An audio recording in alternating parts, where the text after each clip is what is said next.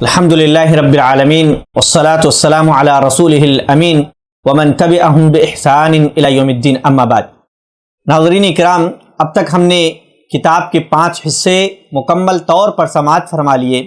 آج کے اس درس میں کتاب کا 6واں حصہ، 6ٹھی قسم شیطانی اعمال کے عنوان سے ہم پڑھیں گے۔ اس قسم میں کل 7 ابواب ہیں۔ پہلا باب جادو کا بیان۔ بغیر شرک کیے ہوئے جادو ممکن نہیں ہے، کیونکہ شیطان انسان کو اپنی ذاتی مصلحت کے لیے استعمال کرتا ہے، لہذا انسان کو بھٹکا کر شرک و معاصی کے دلدل میں دھکیل دیتا ہے۔ اس کی دلیل اللہ تعالیٰ کا فرمان ہے وَلَقَدْ عَلِمُوا لَمَنِ اشْتَرَاهُ مَا لَهُ فِي الْآخِرَةِ مِنْ خَلَاقٍ، اور وہ خوب جانتے تھے کہ اسے یعنی جادو کو حاصل کرنے والے کا آخرت میں کوئی حصہ نہیں ہے۔ کیا بالکلیہ کوئی حصہ نہیں ہے یا بعض کی نفی کی گئی ہے؟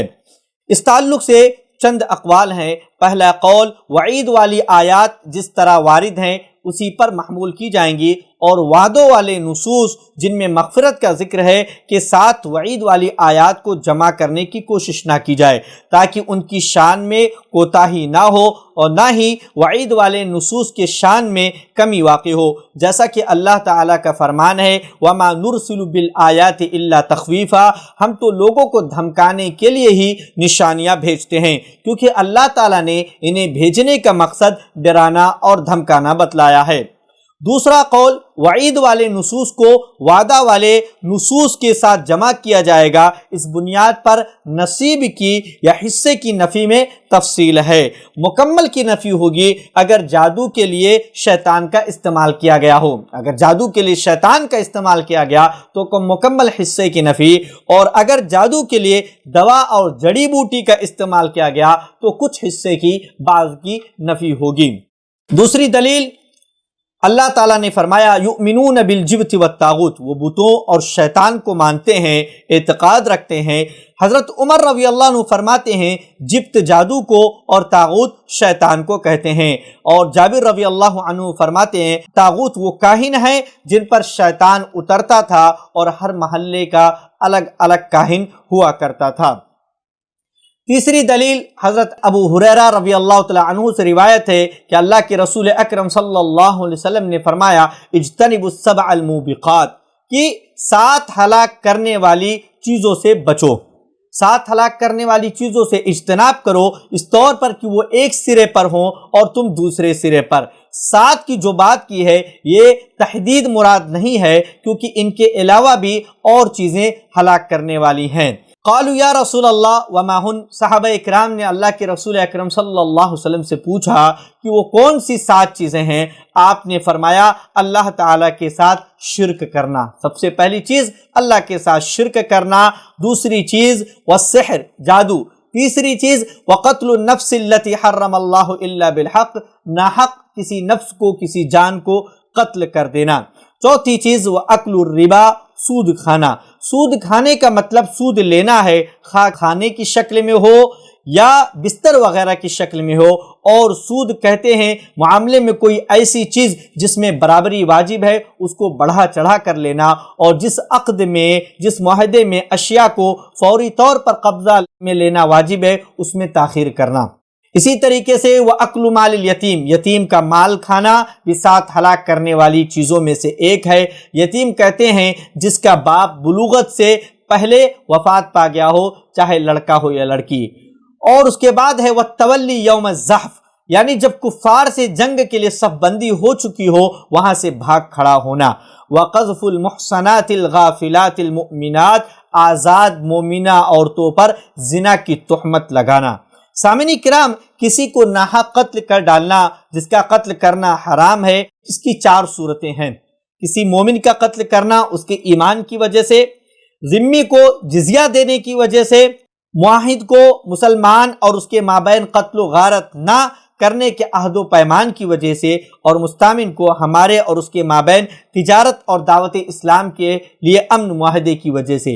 ان وجوہات کی وجہ سے ان افراد کو قتل کرنا حرام ہے، الا بالحق، سوائے حق کے ساتھ، یعنی جن کا قتل کرنا حلال ہے، اور وہ 3 ہیں جان کے بدلے جان، شادی شدہ زناکار، دین کو چھوڑ کر جماعت سے الگ ہو جانے والا باغی یعنی مرتد۔ سامعین کرام، حدیث کے اندر جنگ سے پیٹ پھیر کر بھاگنے والے کو بھی ان 7 ہلاک کرنے والی چیزوں میں شمار کیا گیا ہے، لیکن 3 صورتوں میں پیٹ پھیر کر بھاگنا جائز ہوتا ہے۔ پہلی صورت جیسا کہ آیت ہے متحرفا للقتال، لڑائی کے لیے پیترا بدلنے کی خاطر، جیسے کوئی اس لیے پلٹے کہ اپنی حالت درست کرے اور اسلحہ تیار کرے، یا پھر اس لیے کہ دوسری جہت سے دوسری طرف سے پلٹ کر وار کرے۔ اسی طرح متحیزا الی فئہ، اپنی جماعت کی طرف پناہ لینے آتا ہو، کسی ضرورت کے تحت دوسرے گروپ سے مل جائے بشرطے کہ اس سے لشکر کو کوئی نقصان نہ پہنچے۔ تیسری صورت جب کفار مسلمانوں کے مقابلے میں 2 گنے سے زیادہ ہوں، ایسی صورت میں راہ فرار اختیار کرنا جائز ہے۔ مزید دلیلیں، حضرت جندب رضی اللہ عنہ سے مرفوعاً روایت ہے جادوگر کی سزا یہ ہے کہ اسے تلوار سے قتل کر دیا جائے۔ صحیح بخاری میں بجالہ بن عبدہ سے روایت ہے کہ عمر بن خطاب رضی اللہ عنہ نے پروانہ جاری کیا کہ ہر جادوگر کو خواہ مرد ہو یا عورت قتل کر دیا جائے، چنانچہ ہم نے 3 جادوگرنیوں کو قتل کیا۔ اور حفصہ رضی اللہ عنہا سے صحیح سند سے ثابت ہے کہ انہوں نے اپنی اس لونڈی کو قتل کرنے کا حکم دیا تھا جس نے ان پر جادو کر دیا تھا، چنانچہ اسے قتل کر دیا گیا۔ اسی طرح حضرت جندب رضی اللہ عنہ سے بھی ایسا ہی ایک واقعہ منقول ہے۔ امام احمد فرماتے ہیں جادوگروں کو قتل کرنا 3 صحابہ کرام رضی اللہ عنہم اجمعین سے ثابت ہے۔ ساحر یعنی جادوگر کا کیا حکم ہے؟ اس سلسلے میں 2 قول ہیں۔ پہلا قول محمد بن عبد الوہاب رحمۃ اللہ علیہ کا کہ سحر اور جادو کی تمام صورتیں کفر ہیں اور جادوگر کو مطلقاً قتل کیا جائے گا، اس کے توبہ کا معاملہ اللہ کے سپرد ہے۔ دوسرا قول جو کہ امام شافعی رحمۃ اللہ علیہ کا ہے، اور اسی قول کو شیخ ابن عثیمین رحمۃ اللہ علیہ نے راجح قرار دیا ہے۔ اس کی 2 صورتیں ہیں، شیاطین کی مدد سے جادو کرنے والا کافر ہے، اور جس سے توبہ کروایا جائے گا اگر توبہ کر لے تو اسے بطور حد یعنی شرعی سزا کے طور پر قتل کیا جائے گا، ورنہ کافر و مرتد ہونے کی وجہ سے قتل کر دیا جائے گا۔ دوسری صورت ادویہ یعنی دواؤں اور جڑی بوٹیوں کے ذریعے جادو کرنے والا سرکشی اور دوسروں پر زیادتی کرنے والے کے مانند ہے، اور اسے حداً قتل کیا جائے گا کیونکہ وہ مسلمان ہے۔ سامعین کرام، جادوگر حضرت عمر رضی اللہ عنہ کے دور خلافت میں بھی موجود تھے جادوگر، اور اس کے بعد کے دور کا کیا حال ہوگا؟ جب حضرت عمر کے زمانے میں جادوگر تھے تو بعد کے ادوار میں لازماً موجود ہوں گے۔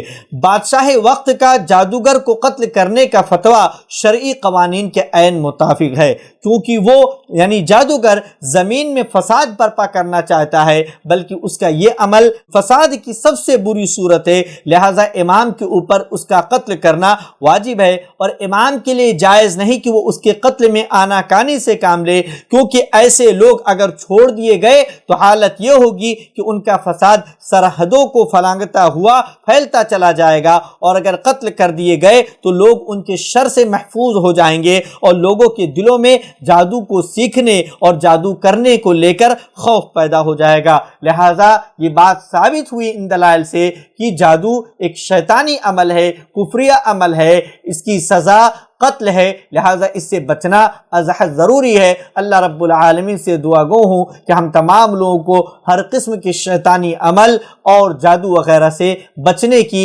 اجتناب کرنے کی توفیق عطا فرمائے۔ آمین تقبل یا رب العالمین، وآخر دعوانا ان الحمد للہ رب العالمین۔ سبحانک اللہم وبحمدک، اشہد ان لا الہ الا انت، استغفرک واتوب الیک۔